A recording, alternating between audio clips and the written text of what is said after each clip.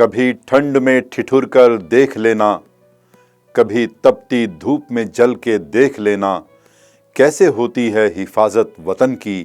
कभी सरहद पे चल के देख लेना, कभी सरहद पे चल के देख लेना। नमस्ते दोस्तों, वीर बलिदानी एक और एपिसोड में आपका स्वागत है। आपके साथ हूं मैं हर्षप्रिय आर्य। अगर कोई आदमी कहता है कि वो मरने से नहीं डरता है तो वो या तो झूठ बोल रहा है या फिर वो गोरखा है। फील्ड मार्शल सैम मानेकशॉ के इन शब्दों को कारगिल युद्ध के दौरान देश पर बलिदान हुए कैप्टन मनोज कुमार पांडे ने सच साबित कर दिखाया। दुश्मन की गोलियां बरस रही थी। मनोज कुमार पांडे बुरी तरह जख्मी हो चुके थे, पर उनकी अंगुलियां बंदूक से नहीं हटी और उन्होंने अकेले ही दुश्मन के 3 बंकर ध्वस्त कर दिए। उनके जोश, जज्बे और जुनून के सामने मानो दुश्मन सेना के सारे हथियार हार चुके थे, क्योंकि मनोज ने पहले ही कहा था कि अगर मेरे खून को साबित करने से पहले मेरी मौत हो जाती है तो मैं वादा करता हूं मैं मौत को मारूंगा। और हुआ भी यही। कारगिल की खालूबार टॉप पर तिरंगा फहराने के बाद ही कैप्टन पांडे ने अपने प्राण भारत माता की गोद में त्याग दिए। कहा जाता है कि अगर किन्हीं अमर बलिदानी के बलिदान का इतिहास पढ़ना हो तो उसके बचपन से जरूर गुजरना चाहिए। मनोज का जन्म 25 जून 1975 को उत्तर प्रदेश के सीतापुर जिले के रूधा गांव में हुआ। पिता गोपीचंद पांडे और मां मोहिनी ने अपने इस बेटे को बचपन में देशभक्ति के संस्कार दिए। फिर उसे पढ़ाई के लिए लखनऊ के सैनिक स्कूल भेज दिया। सैनिक स्कूल से पढ़ाई पूरी करने के बाद पुणे के पास खड़गवासला स्थित राष्ट्रीय रक्षा अकादमी में प्रशिक्षण लिया और 11 गोरखा राइफल्स रेजिमेंट की पहली वाहिनी के अधिकारी बने।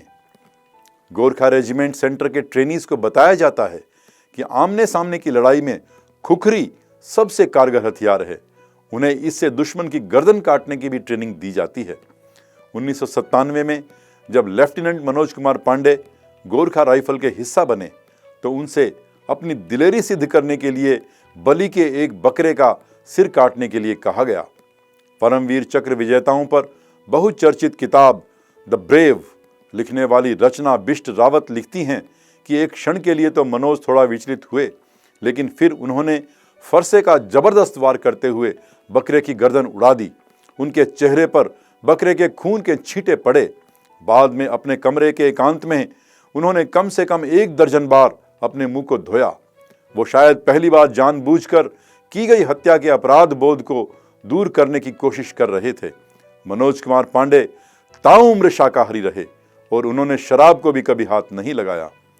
1.5 साल के अंदर मनोज के भीतर जान लेने की झिझक करीब करीब जाती रही थी। अब तो हमले की योजना बनाने, हमला करने और अचानक घात लगाकर दुश्मन की जान लेने की कला में वो पारंगत हो चुके थे। उन्होंने कड़ाके की ठंड में भी बर्फ से ढके पहाड़ों पर 4.5 किलो के बैकपैक के साथ चढ़ने में महारत हासिल कर ली थी। इसी बीच 11 गोरखा राइफल्स की पहली बटालियन ने सियाचिन में 3 महीने का अपना कार्यकाल पूरा किया था। सारे अफसर और सैनिक पुणे में पीस पोस्टिंग का इंतजार कर रहे थे। हालांकि बटालियन की एक एडवांस पार्टी पहले ही पुणे पहुंच चुकी थी। सारे सैनिकों ने अपने जाड़ों के कपड़े और हथियार वापस कर दिए थे। इसके बाद ज्यादातर सैनिकों को छुट्टी पर भेज दिया गया था। ये सब सैनिक दुनिया के सबसे ऊंचे युद्ध क्षेत्र सियाचिन में कई महीने गुजार कर आए थे। हालांकि सियाचिन में लड़ने के अपने नुकसान हैं। विरोधी सेना से ज्यादा जालिम वहां का मौसम है। जाहिर है सारे सैनिक बुरी तरह से थके हुए थे। हर सैनिक का वजन भी करीब 5 किलो कम हो चुका था।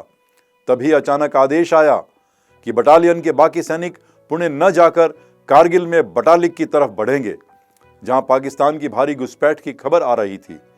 11 गोरखा राइफल्स को भी कारगिल भेज दिया गया और टारगेट मिला कारगिल का खालोबार टॉप।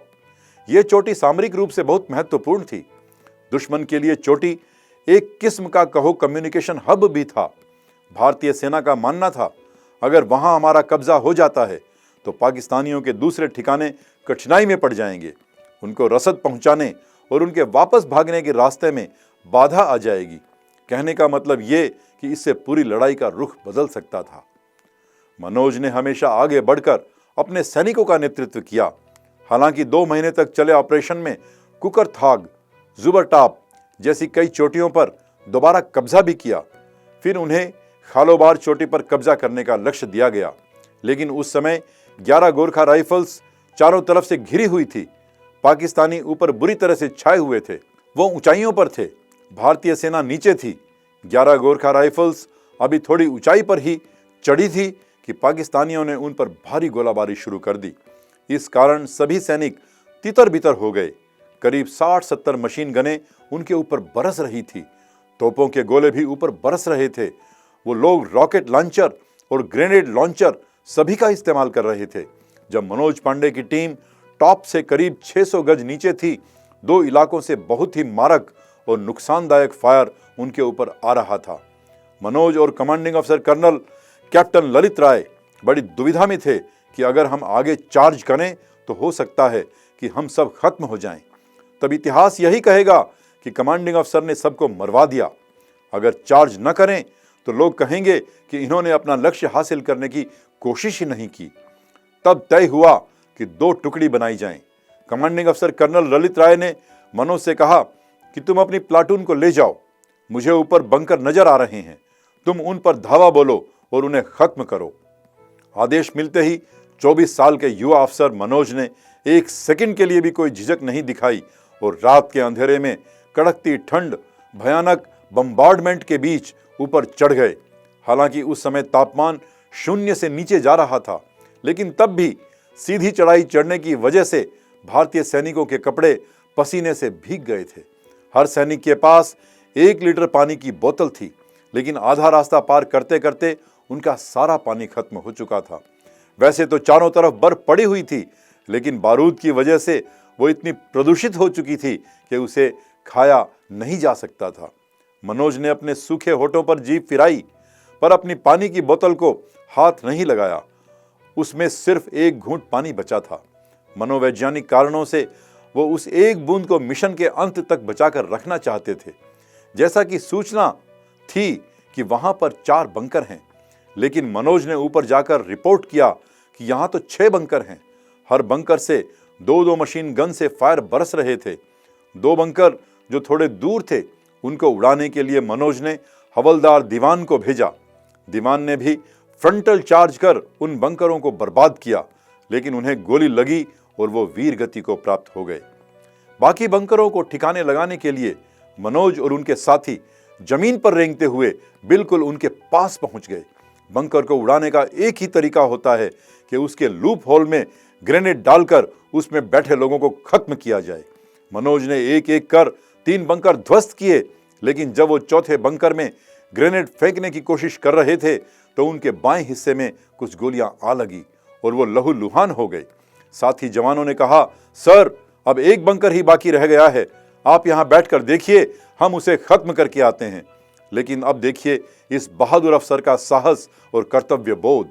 उसने कहा, देखो कमांडिंग ऑफिसर ने मुझे ये काम सौंपा है, मेरा फर्ज बनता है कि मैं अटैक को लीड करूं और कमांडिंग अफसर को अपना विक्ट्री साइन भेजूं। वो रेंगते रेंगते चौथे बंकर के बिल्कुल पास गए। तब तक उनका बहुत खून बह चुका था। उन्होंने खड़े होकर ग्रेनेड फेंकने की कोशिश की। तभी पाकिस्तानियों ने उन्हें देख लिया और मशीन गन स्विंग कर 4 गोलियां उन पर चलाई।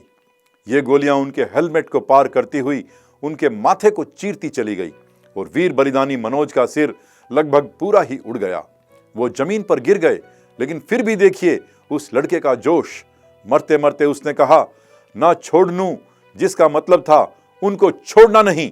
पाकिस्तानी बंकर में उनका ग्रेनेड बर्स्ट हुआ। कुछ लोग मारे गए, कुछ ने भागने की कोशिश की। हमारे जवानों ने अपनी खुखरी निकाली, उनका काम तमाम किया और चारों बंकरों को खामोश कर दिया। पर वीरता का किस्सा अभी समाप्त नहीं हुआ था। इस जीत के लिए भारतीय सेना को बहुत बड़ी कीमत चुकानी पड़ी। जब घायल हुए कर्नल ललित राय ने खालूबार पर भारतीय झंडा फहराया तो उस समय उनके पास सिर्फ 8 जवान बचे थे। बाकी लोग या तो मारे गए थे या घायल हो चुके थे। उस चोटी पर इन सैनिकों को बिना किसी खाने और पानी के 3 दिन बिताने पड़े। जब ये लोग उसी रास्ते से नीचे उतरे तो चारों तरफ सैनिकों की लाशें पड़ी हुई थी। बहुत से शव बर्फ में जम चुके थे। वो उसी स्थान पर थे जहां उनको चट्टान की आड़ में छोड़ दिया गया था। उनकी राइफलें अभी तक पाकिस्तानी बंकरों की तरफ थी। उनकी उंगली ट्रिगर को दबाए हुए थी। मैगजीन को चेक किया तो उनकी राइफल में एक भी गोली बची नहीं थी। वो जमकर एक तरह से आइस ब्लॉक बन गए थे। यानी हमारे जवान आखिरी सांस और आखिरी गोली तक लड़ते रहे। इस अद्वितीय वीरता के लिए कैप्टन मनोज कुमार पांडे को मरणोपरांत भारत का सबसे बड़ा वीरता सम्मान परमवीर चक्र दिया गया। इस अभियान में कर्नल ललित राय के पैर में भी गोली लगी और उन्हें भी वीर चक्र दिया गया। अगर आज भी इस किस्से को याद किया जाए, साहस, जीवट और ईमानदारी और कर्तव्य निष्ठा की बात की जाए, तो वीर बहादुर और अमर बलिदानी को कैप्टन मनोज पांडे को तहे दिल से सैल्यूट करते हुए कहता हूं कि एक भारतीय नारी ही अपनी कोख से ऐसे वीरों को जन्म दे सकती है। धन्यवाद।